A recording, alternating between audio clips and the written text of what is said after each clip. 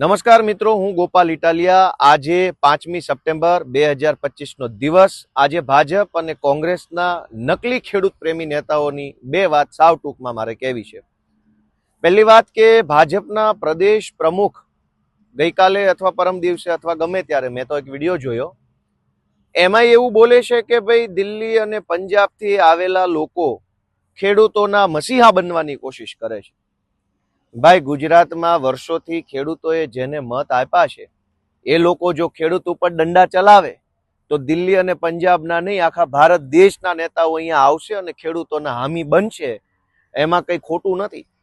એટલે ખેડૂતોને આ છેલ્લા ઘણા દિવસોથી માવઠું થયું.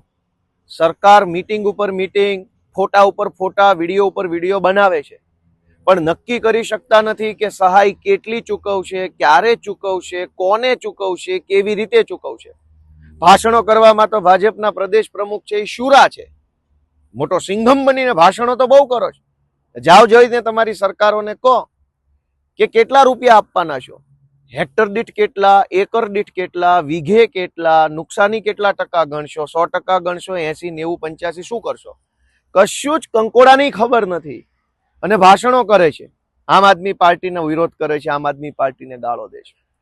ભાજપના પ્રદેશ પ્રમુખની સાથે સાથે કોંગ્રેસના નેતાએ પાછા જોડાયા છે આમ આદમી પાર્ટીના વિરોધમાં. કોંગ્રેસના એક નેતાએ મારું નામ લઈને ચિલ્લાઈને એવું કીધું કે ગોપાલ ઇટાલિયાએ ઓછી માંગણી કરી વળતરની. દોસ્તો, આમ આદમી પાર્ટીની દિલ્હીમાં 10 વર્ષ સરકાર હતી ત્યારે 1 હેક્ટર દીઠ 50,000 રૂપિયાની સહાય આમ આદમી પાર્ટીની સરકાર ચૂકવતી હતી. હાલમાં જ્યાં પંજાબમાં આમ આદમી પાર્ટીની સરકાર છે ત્યાં પણ ખેડૂતોને કોઈ નુકસાન જાય તો 1 હેક્ટરના 50,000 રૂપિયા વળતર ચૂકવે છે.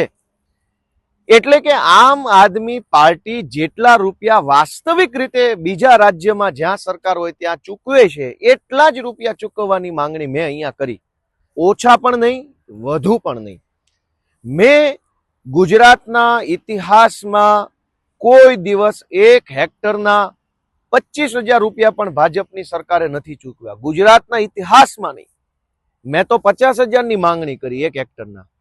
આંકડો તો 20,000 નોય નથી ને 25,000 નોય નથી. ગુજરાતના ઇતિહાસમાં ખેડૂતોને પાક નુકસાનીના 1 હેક્ટરના 25,000 ક્યારેય મળ્યા નથી. મેં માંગણી કરી અમારી આમ આદમી પાર્ટીની સરકાર જે રીતે ચૂકવે છે એ રીતની. કોંગ્રેસ વાળાને પેટમાં તેલ રેડાયું. 2 દિવસથી ઉપાડો લીધો છે કે ગોપાલ ઇટાલિયાએ ઓછી માંગણી કરી ને દાદાનો દરબાર ને આમ ને તેમ ને ફલાણું ઢેકણું. કોંગ્રેસ વાળાને મારી એટલી વિનંતી છે કે મારો વિરોધ કરે તમારું કે ગુજરાતનું કે ખેડૂતોનું, કોઈનું ભલું નથી થવાનું. મારો વિરોધ કરવાથી શું થશે? અને કોંગ્રેસ વાળાને એટલી વિનંતી છે કે મેં તો અમારી પાર્ટીની સરકાર પંજાબમાં છે ત્યાં જે રીતે ખેડૂતોને મદદ કરે છે એ રીતે મદદ કરવાની માંગણી કરી. જો મારી માંગણી કોંગ્રેસ વાળાને અયોગ્ય લાગતી હોય તો તેલંગાણામાં કે હિમાચલ પ્રદેશમાં કે કર્ણાટકમાં કોંગ્રેસની સરકાર જેટલા રૂપિયા ખેડૂતોને વળતર ચૂકવે છે એટલું વળતર ચૂકવવાની માંગણી તમે કરો ને. મારો વિરોધ શું કામ કરો છો? કોંગ્રેસના નેતા એવું કેમ નથી બોલતા કે કર્ણાટકમાં કોંગ્રેસની સરકાર 1 હેક્ટરના 3 લાખ રૂપિયા ખેડૂતોને ચૂકવે છે તો ગુજરાતની સરકાર પણ 3 લાખ ચૂકવે?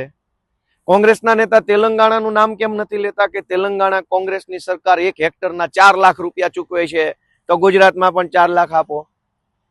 કોંગ્રેસ વાળા એવું કેમ નથી બોલતા કે હિમાચલ પ્રદેશની કોંગ્રેસની સરકાર 1 હેક્ટરના 7 લાખ રૂપિયા ચૂકવે છે તો લ્યો 7 લાખ રૂપિયા અમે અહીંયા ચૂકવવાની માંગણી કરીએ?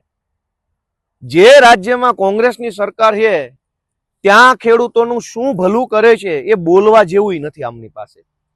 અને વિરોધ મારો હાલે છે. મારો વિરોધ કરવાથી ગુજરાતની જનતાને કે ખેડૂતોને શું ફાયદો છે?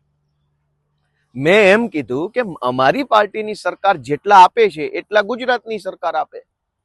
કોંગ્રેસ વાળા એવું કેમ નથી બોલતા કે કર્ણાટક, હિમાચલ પ્રદેશ ને તેલંગાણામાં કોંગ્રેસની સરકાર 1 હેક્ટરે કેટલા રૂપિયા પાક નુકસાની આપે છે? તમારી સરકાર 2 લાખ આપતી હોય તો ગુજરાતમાં 2 લાખ માંગો. અમારી સરકાર 50,000 આપે છે તો મેં 50,000 માંગ્યા.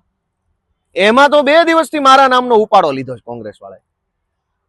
અને ભાજપ ને કોંગ્રેસ બે ભેગા થઈ ગયા. ભાજપના પ્રદેશ પ્રમુખે મારો વિરોધ કરે, આમ આદમી પાર્ટીનો વિરોધ કરે, કોંગ્રેસ વાળા આમ આદમી પાર્ટીનો વિરોધ કરે.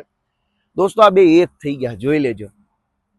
બંનેની દુકાન મસ્ત ચાલતી હતી અત્યાર સુધી, શાનદાર ચકાચક દુકાન હાલતી હતી. ભાગીદારી પેઢીમાં કઈ વાંધો નહોતો, બે ભાગીદારોને ભાગ બટાઈમાં વાંધો નહોતો.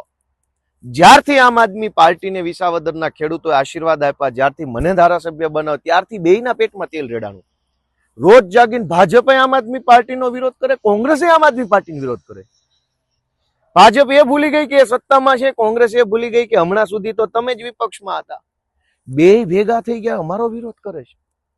મિત્રો આ વાતને ઓળખજો. કોંગ્રેસના મિત્રોને વિનંતી કે મારો વિરોધ રહેવા દો બાપા. તમે તમારી પાર્ટીની સરકારો જે રાજ્યમાં છે ત્યાં શું કલ્યાણ કર્યું, શું ભલીવાર કરી છે એ ગુજરાતની જનતાને જણાવો.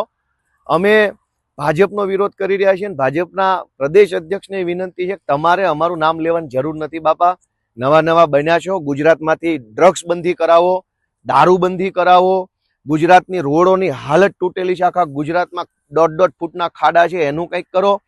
તમારે અમારો વિરોધ કરવાની જરૂર નથી. સરકાર તમારી પાર્ટીની છે, ભાજપની. કંઈક કામમાં લાગો, તમારાથી થઈ શકે એમ છે, હજુ તમે સરકારમાં છો ત્યાં સુધી.